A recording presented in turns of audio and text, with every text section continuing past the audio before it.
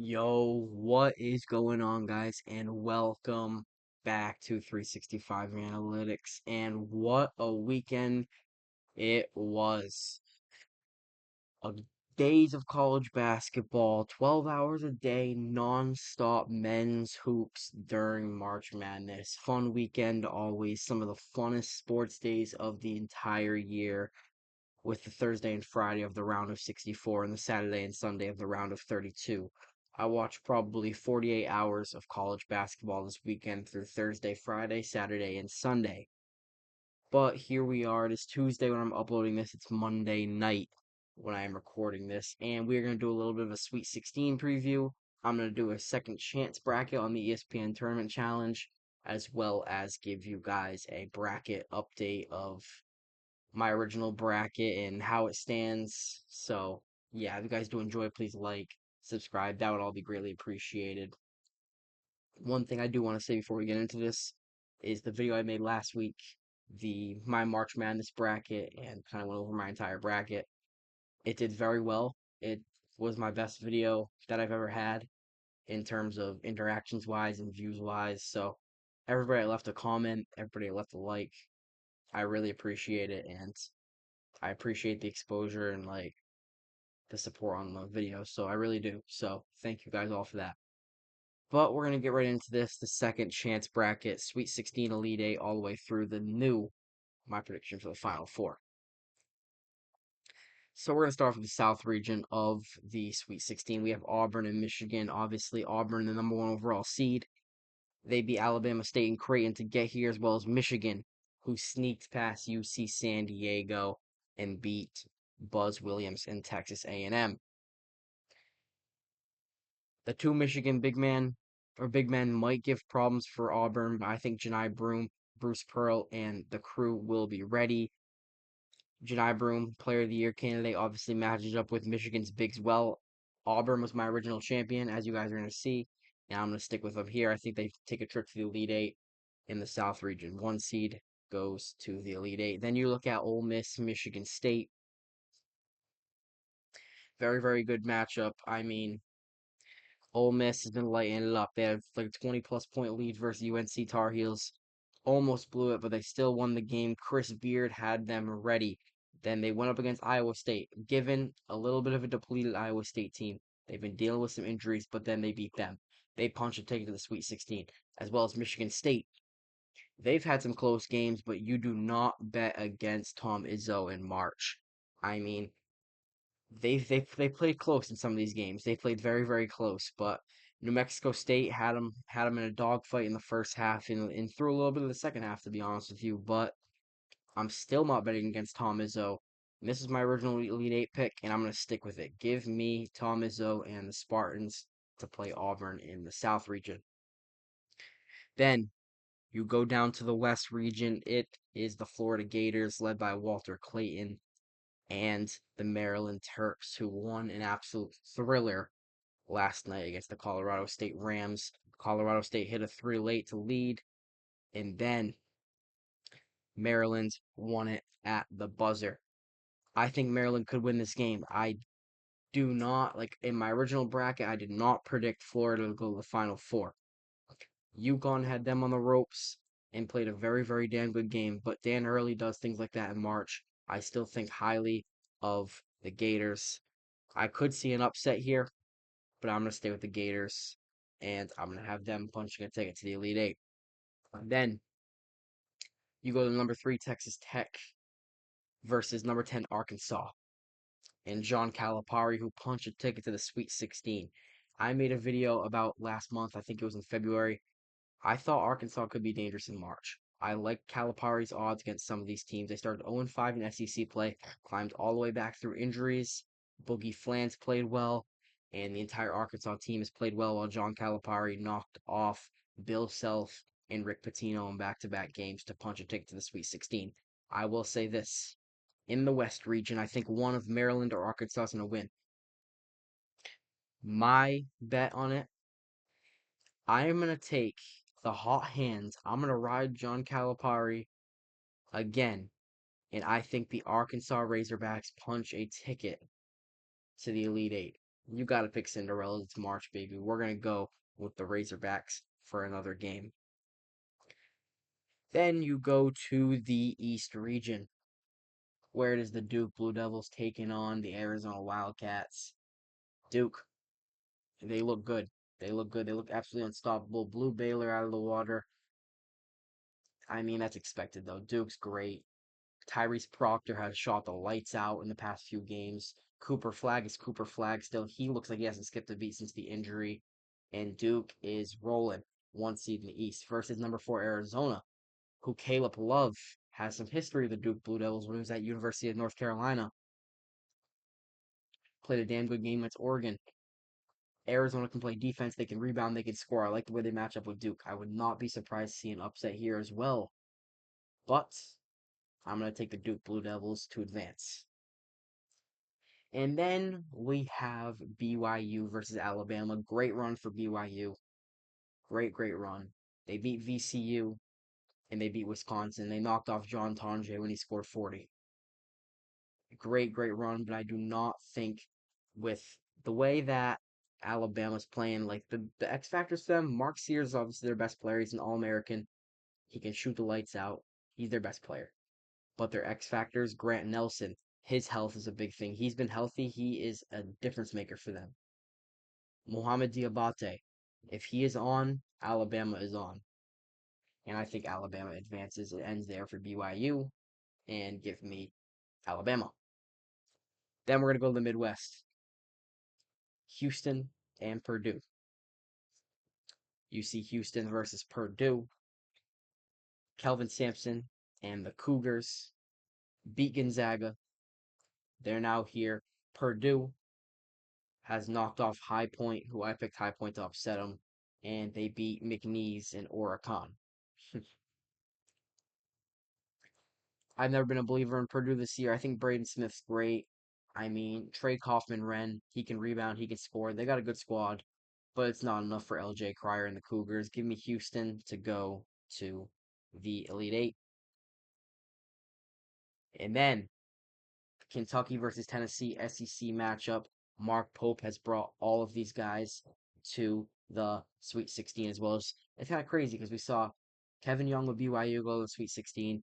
We saw John Calipari go to the Sweet 16. And we saw Mark Pope go to the Sweet 16, which is a pretty cool thing. But I think it ends there. I'm taking Tennessee, Zakai Ziegler, and all of them to go to the Elite Eight. And that's my Elite Eight bracket. Those 4 games right there. I know it's kind of chalk. You see 1-2, 1-2, 1-2, but it's been a pretty chalk bracket. A lot of people are complaining about it. I don't see it really. I mean, you're watching the. I get that we like upsets in March. I get it, but so many people are complaining about how it's been a terrible March Madness. It's been a terrible tournament. Like, do people just not like seeing the best basketball programs in the world go at it? Like, if we got these 4 matchups, I'd be ecstatic. I mean, you get to see the 1-2, 1-2, 1-2 in those 3 regions, and then you get to see Florida Gators, who are arguably the best team in the country to a lot of people, versus John Calipari's Arkansas team. That'd be great to me. But we start off, go back to the South, Auburn versus Michigan State. You know who my champion was in my original bracket, Auburn. I'm sticking with them. They go to San Antonio.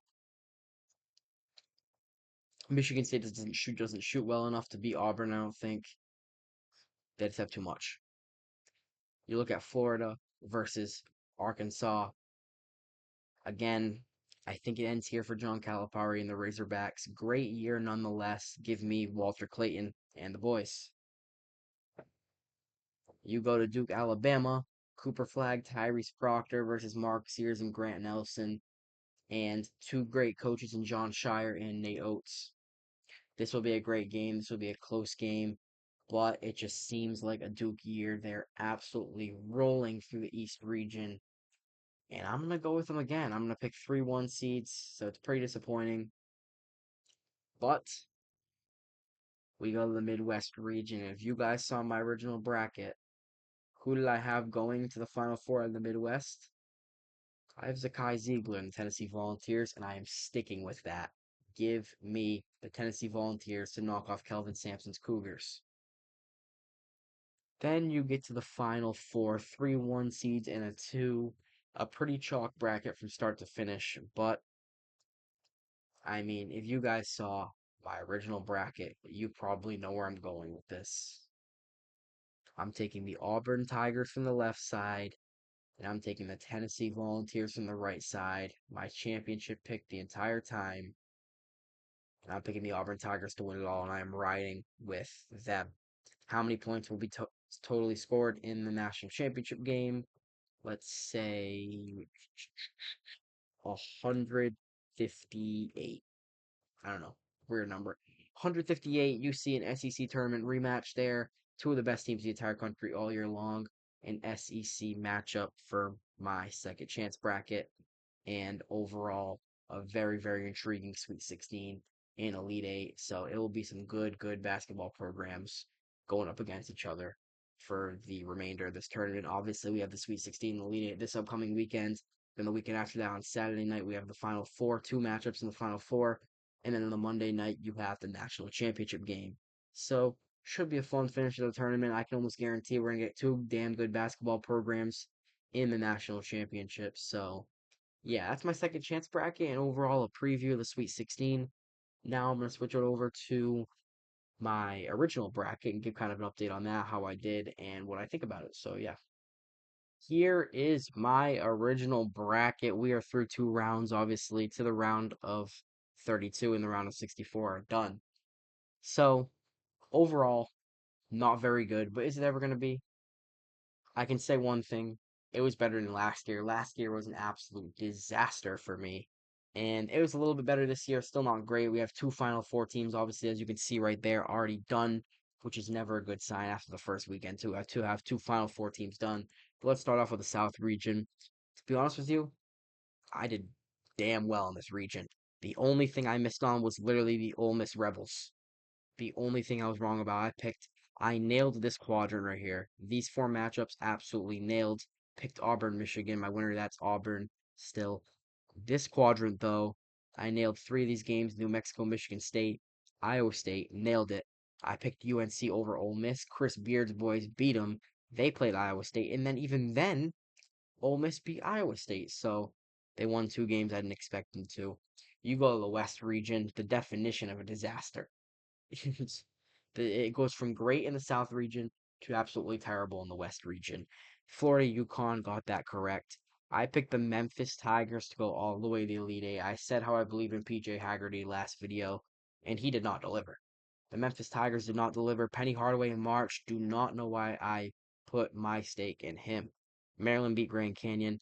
Mizzou and Drake. Mizzou climbed all the way back just to lose, but that was a toss up from nonetheless from the beginning. Got these three games right. Obviously predicted the Calipari upset there. But I figured St. John's would beat Calipari's Razorbacks. I thought Patino's crew was great this year. RJ Lewis decided to shoot 3 for 17 from the field. Arkansas moved on. And obviously you see my two Elite Eight teams from this bracket gone in the first weekend. So that was a disaster. I picked St. John's to go to the Final Four, and that just didn't work. So then you go up to the East region. Duke, right? Mississippi State was a bad pick. Honestly, before the game, that's one I kind of regret. It's not a good decision. I kind of rode the SEC a little bit too much. Baylor, I mean, I faded Scott Drew in March. Don't know why I did that. Baylor has a good crew. They do. They do.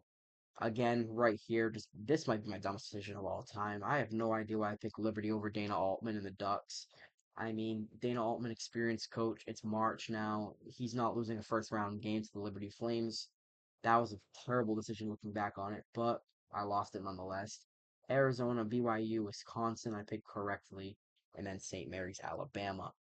Obviously, my sleeper team of the bracket was St. Mary's, and Randy Bennett's crew did not deliver. They were in a sweat fest versus Vanderbilt in the first round and evidently lost to Bama after they couldn't hit a single three in the second round. But yeah, my new prediction to come out of the region is Duke, and let's see if that comes to fruition. But overall, not a great region, but was better in the West.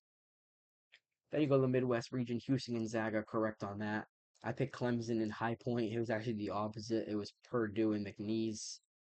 They played on Saturday morning. Illinois, Kentucky, UCLA, Tennessee, Kentucky, Tennessee. Nailed this quadrant on the pin.